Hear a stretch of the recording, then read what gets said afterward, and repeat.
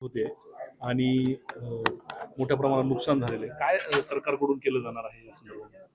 नाही, राज्यामध्ये सर्वदूर अतिवृष्टीचा पाऊस पडतो आहे आणि या अतिवृष्टीच्या पावसामध्ये काही ठिकाणी वादळी पाऊस होतोय, काही ठिकाणी शांतपणे पाऊस पडतोय, पण अतिशय अ, जोरात पाऊस पडतोय. म्हणजे वर्षभरामध्ये जेवढा पाऊस पडत नाही तेवढा एका दिवसामध्ये पाऊस पडतो, त्यापेक्षा अधिक पाऊस पडतोय.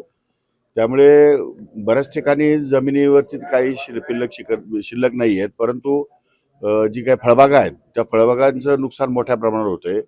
काही ठिकाणी कांदा लागवड शेतात कांदा आहे त्याचंही नुकसान होतंय. त्यामुळे त्याचे पंचनामे करण्याचा आदेश या ठिकाणी सरकारने दिलेले आहेत.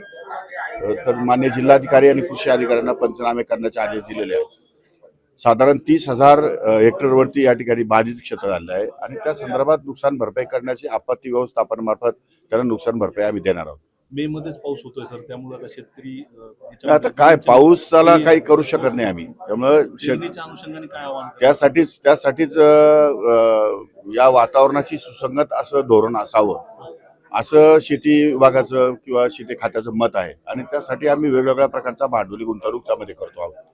आणि हवामान केंद्र प्रत्येक गावामध्ये कसे देता येतील त्याचं पण लवकरात लवकर कॅबिनेटवर घेऊन हवामान केंद्र प्रत्येक गावामध्ये देता येतील आणि शेतकऱ्यांना अलर्ट कसं करता येईल त्या संदर्भामध्ये राज्य शासन प्रयत्नशील आहे.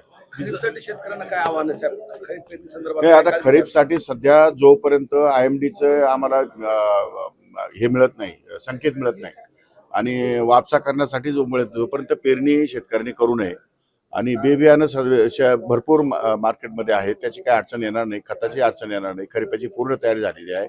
फक्त पेरणीचा इश्यू आहे, जोपर्यंत वापसा मिळत नाही तोपर्यंत पेरणी करता येणार नाही आणि म्हणून कृषी विभागाच्या सूचनेवर तो शेतकऱ्यांनी जरा वेट अँड वॉचमध्ये राहावं. सर, एक महत्त्वाचा विषय असा आहे की विजांमुळे अनेकांचे जीव जात आहेत, तर त्या संदर्भामध्ये कृषी विभागाकडून काय केलं जाणार आहे? त्या संदर्भामध्ये गोपीनाथ मुंडे अपघात विमा योजना आहेत, नैसर्गिक आपत्ती योजना आहे, त्यामध्ये आपण शेतकऱ्यांना मदत करतो, त्यांच्या कुटुंबियांना मदत करतो. इंटिमेशन मिळावं किंवा या सगळ्या तशी इंटिमेशन आता IMD मधून मिळत असली तर आपण घेऊ, पण आता आज तारीख मला वाटतं 29 आहे. त्यामुळे आता अवकाळी पावसाचं प्रमाण संपलेलं आहे, जवळपास आता मोसमी पाऊस सुरू झालेला आहे. त्यामुळे मोसमी पावसामुळे या पुढच्या काळामध्ये अशा प्रकारची परिस्थिती होईल असं मला वाटत नाही. पण असं काही अपघाती जर काही गोष्ट घडली तर सरकार आपल्या परीने त्या ठिकाणी प्रयत्न करेल, मदत करेल. पीक विमा बोगस योजनेच्या बियाणे संदर्भामध्ये संदर्भात काय? नाही, बोगस पिका संदर्भात आम्ही कारवाई करायला सांगितलंय शेतकऱ्यांना. टास्क फोर्स निर्मिती केलेली आहे. बोगस आणि लिंकिंग या संदर्भामध्ये सरकारने भयंकर सिरियसपणा घेतलेला आहे. कुठल्या परिस्थितीमध्ये लिंकिंग होणार नाही आणि बोगस खतं औषधं येणार नाही मार्केटमध्ये, ही दखल सरकार घेणार आहे.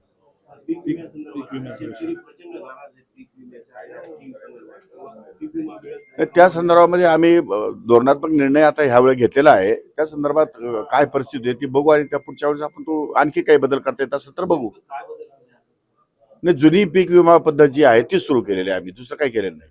आताच्या नवीन पीक ₹1 पीक विमा योजनेमध्ये त्या CSC सेंटरवाल्याला ₹40 मिळतात.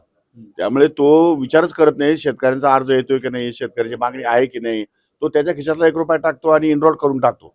त्यामुळे मग येणे जमिनी, सरकारी जमिनी, गायरान जमिनी किंवा परराज्यातल्या जमिनी अशा कोणाच्याही नावावर त्यांनी विमे उतरवून ठेवले. जवळपास 7-8-10 लाख शेतकऱ्यांची बोगस विमे या ठिकाणी उतरवले गेले. त्यामुळे काही आम्ही बऱ्याचशा लोकांना या ठिकाणी त्यातून वगळलेलं आहे. सरकारचं नुकसान फारसं झालं नाही, पण तरी सुद्धा त्या संदर्भात आम्ही दखल घेतलेली आहे. परभणी जिल्ह्यातल्या अर्ज पुन्हा होऊ नये म्हणून त्यामध्ये बदल केला आहे. हा 2% प्रीमियम भरावा लागेल. सर, परभणी जिल्ह्यातील पीक विम्याचे पैसे अजूनही प्रलंबित आहेत आणि ते मला आमदार साहेब बोलले, आता विटेकर आणि 2-3 आमदार भेटले होते मला. त्यांची मीटिंग मी 4-5 तारखेला लावतो मुंबईला, ज्यांचे राहिले त्यांचे. थँक्यू. धन्यवाद.